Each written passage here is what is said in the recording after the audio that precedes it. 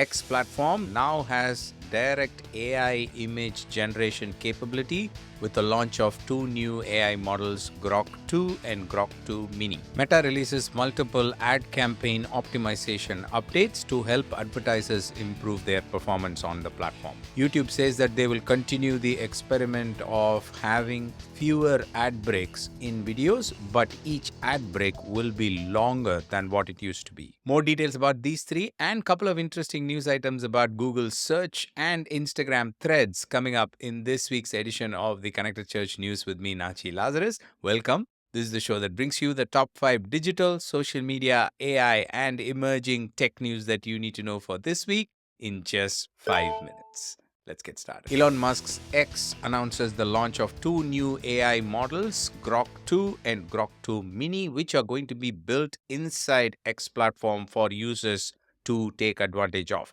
So if you are a premium user, a paid user with a blue tick, then you are able to use these. With this update, for the first time, X users are able to generate an image directly within the platform. Grok 2 uses Flux architecture for AI image generation, and some of the early tests have been really impressive because Flux can handle highly complex tasks and also have vision based capabilities for image generation. The announcement says that Grok 2 excels in chat, coding, and reasoning. Grok 2 Mini is a balance between speed and answer quality. Grok 2 also seems to be leading in academic and real world benchmarks, math, science, document based Q&A, and visual tasks. Google says that they are expanding their AI overview tool, which they've been testing for a while, to 6 new countries. AI overviews are simple, concise explanations of whatever you are searching for. Let's say you go into Google and ask for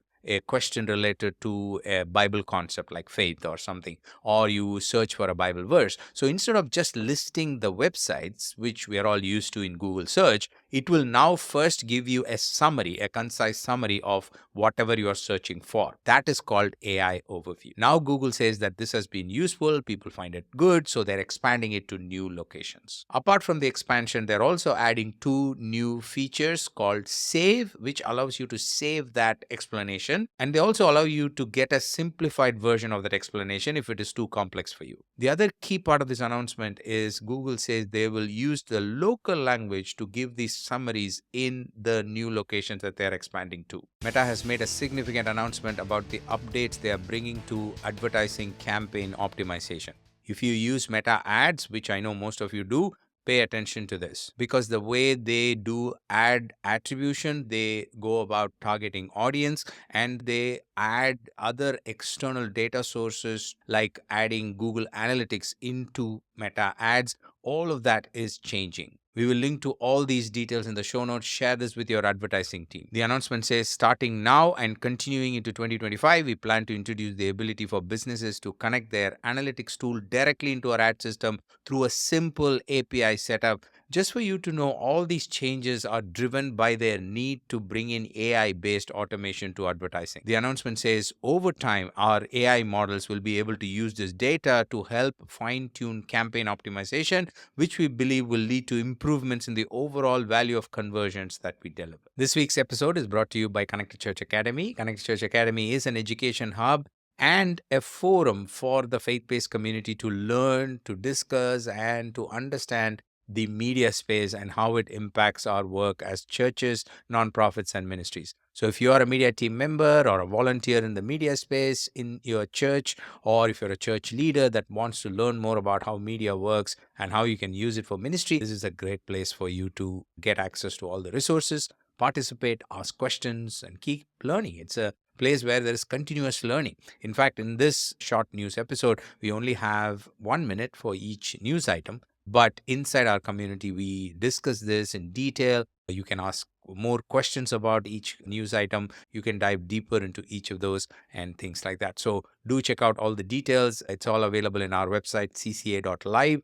We will have the link in the show notes or description of wherever you're listening to me. I'll see you inside the academy. YouTube has announced that they are continuing to expand this experiment with having fewer ad breaks when people watch YouTube videos on their TV, the connected TV experience. But each ad break is going to be longer than what it used to be. To help you understand this, let me give you an example. Let's say you're watching a 1 hour video on YouTube on your television.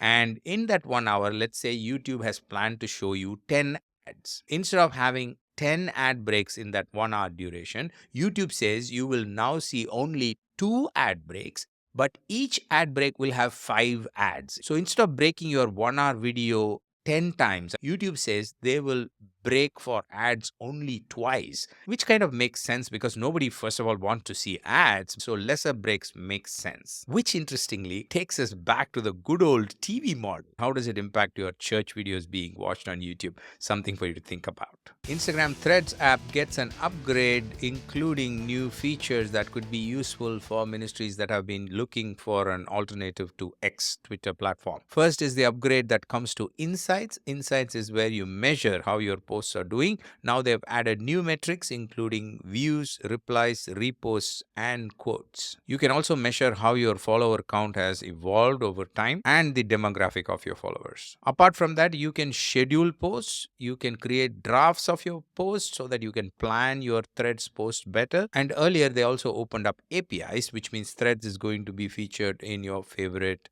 third-party social media management tools as well. And something for you to note is that all these features are for now available only in the website or the desktop version of Threads. Share this information with your social media team. If you've not yet subscribed to our channel, then this might be a good time to do that so you do not miss any news episode or any other information we share here, which could be useful for you as a faith-based organization, and you can stay on top of all that's happening in the social media and AI world.